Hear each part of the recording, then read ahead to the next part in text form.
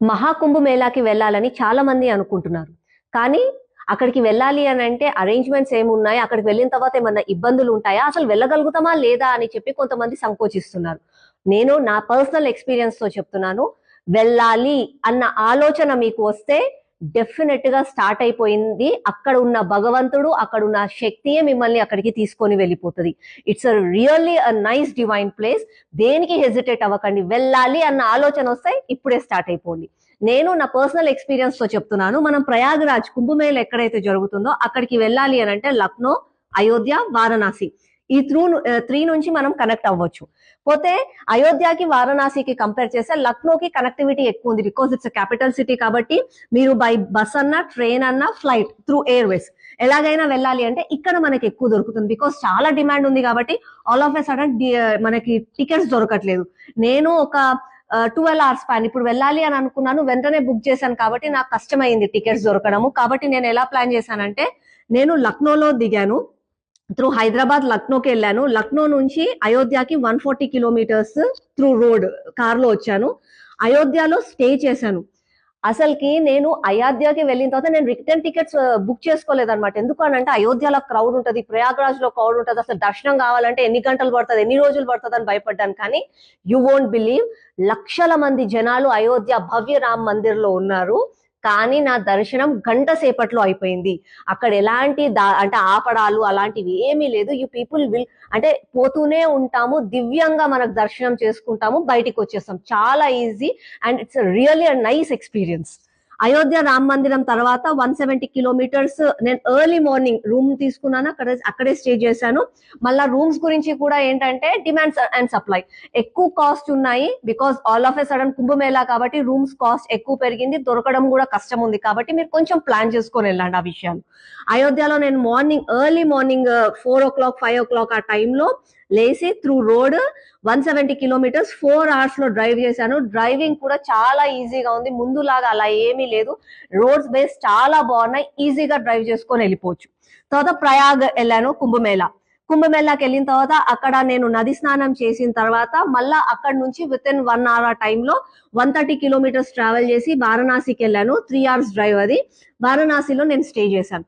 వారణాసిలో స్టే చేసిన తర్వాత మళ్ళా నేను నెక్స్ట్ డే లక్నోకి వచ్చాను బై రోడ్.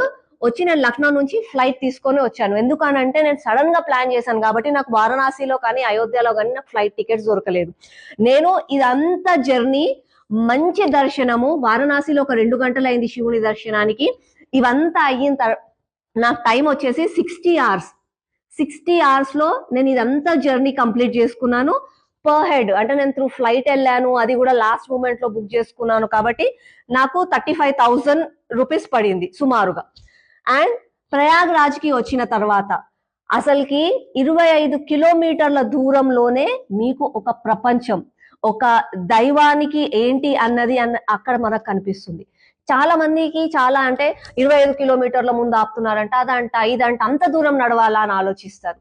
మీరు నడవడాని గురించి ఏమి హెసిటేట్ అవ్వకండి. అరేంజ్మెంట్స్ గురించి అయితే అసలు భయపడకండి. ద గవర్నమెంట్ యూపీలో ఉన్న Yogi Adityanath has made wonderful thing. మీకు అక్కడ ఒక ఎలాంటి అంటే డిజిటల్ ఏఐ అన్నిటిలో ఉంది. మనం ఎక్కడ ఏది ప్రాబ్లమ్స్ లేవు, అన్ని దగ్గరలలో టాయిలెట్స్ ఉన్నాయి, టెంట్స్ ఉన్నాయి, ఎలాంటి ప్రాబ్లం లేకుండా ఈజీగా వెళ్ళిపోతారు. సో ప్రయాగరాజ్ అంటే జనరల్ గా చెప్తున్నాను, దిస్ ఇస్ అ థింగ్. అయితే ఇక్కడ ఏంటంటే సెక్టార్స్ ఉంటాయి. అంటే this will be for the parking, ఇది పార్కింగ్ కార్నర్స్ లాగా. పార్కింగ్ కార్నర్స్ పక్కనే టెంట్స్ ఇచ్చారు. అదే టెంట్స్ లో పక్కన మళ్ళీ మనకి టాయిలెట్స్ అవి ఉన్నాయి. మళ్ళా ఇదంతా రోడ్ ఇలా వచ్చిన తర్వాత ఇక్కడ కార్నర్ కి వస్తాం. ఇవన్నీ టెంట్స్, ఇట్లా మధ్యలలో పార్కింగ్స్ ఇచ్చారు. సో ఒకవేళ అంటే వీళ్ళు ఎలా ప్లాన్ చేశారంటే, ఫర్ ఎగ్జాంపుల్ ఇవన్నీ ఇలా ఉన్నాయి కదా, ఇవి టెంట్స్ పార్కింగ్. ఎవరన్నా ఫస్ట్ వచ్చిన వాళ్ళు, తొందరగా వచ్చిన వాళ్ళు, ఆ టైంలో క్రౌడ్ లేదు ఏమీ లేదు అన్నప్పుడు కార్ ఇక్కడ పార్క్ చేస్తారు. అయితే ఇక్కడ నుంచి మీరు సంగమంకి వెళ్ళాలి, ఎక్కడైతే స్నానం హోలీ డిప్ చేస్తున్నామో అక్కడికి వెళ్ళాలంటే సుమారు 2 kilometers మాత్రమే. అదే ఇక్కడ పార్కింగ్ ఫుల్ అయిపోయింది. ఫుల్ అయిపోయిన తర్వాత ఇక్కడికి చేస్తారు, ఆ పార్కింగ్ ఇక్కడికి షిఫ్ట్ చేస్తారు. ఆ పార్కింగ్ ఇక్కడికి షిఫ్ట్ చేసినప్పుడు ఇక్కడ నుంచి మళ్ళా సంగమంకి వెళ్ళాలంటే ఒక 3 కిలోమీటర్. అలాగే కొన్ని స్లాట్స్ చేశారు. ఇవన్నీ ఎందుకు చేశారంటే తొక్కిసలాట్ అవ్వకూడదు, అందరూ ఈజీగా వెళ్ళాలి, హోలీ డిప్ చేసుకొని రావాలి అని చెప్పి.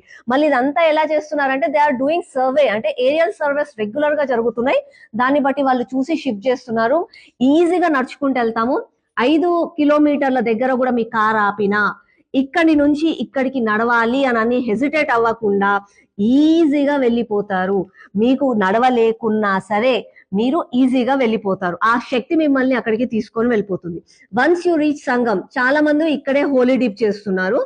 లేదు అని అంటే ఇక్కడ త్రివేణి ఘాట్ అని ఉంటుంది, మీ అందరికీ తెలుసు. ఎక్కడైతే 3 రివర్స్ కొలైడ్ అవుతాయో ఆ త్రివేణి ఘాట్ కి వెళ్ళాలి అని అంటే ఇక్కడ బోట్స్ ఉంటాయి. ఆ బోట్స్ మన గంగా నది కాశీలో ఎలా ఉంటాయి అలాంటి బోట్స్ ఉంటాయి. ఆ బోట్స్ ని తీసుకొని ఇక్కడికి రావచ్చు. ఇక్కడికి వచ్చిన తర్వాత మీరు స్నానం చేసి మళ్ళా ఇక్కడికి వెళ్తే మీకు ఇక్కడ చేంజింగ్ రూమ్స్ అవన్నీ ఉన్నాయి, యూ కెన్ చేంజ్. అంటే ఇక్కడ నుంచి ఇక్కడికి రావడానికి బోట్, అది కూడా మళ్ళా సేమ్ అక్కడ మీరు 300, 400, 500 అన్నది అక్కడ ఆ టైంలో మాట్లాడుకోవాలి, క్రౌడ్ ని బట్టి దాన్ని బట్టి మాట్లాడుకొని రావాలి. ఇక్కడికి వచ్చి సంగమంలో మంచిగా హోలీ స్నానం చేసుకోండి, కుంభమేళాకి వెళ్ళండి. It's life time experience. 144 years లో ఒక్కసారి వచ్చింది. ఇది మన ధర్మం, మనది. ఆ శక్తి మిమ్మల్ని తీసుకెళ్తుంది. మనసులో ఆలోచన వస్తే చాలు, బ్యాగ్స్ తీసుకొని వెళ్ళిపోండి.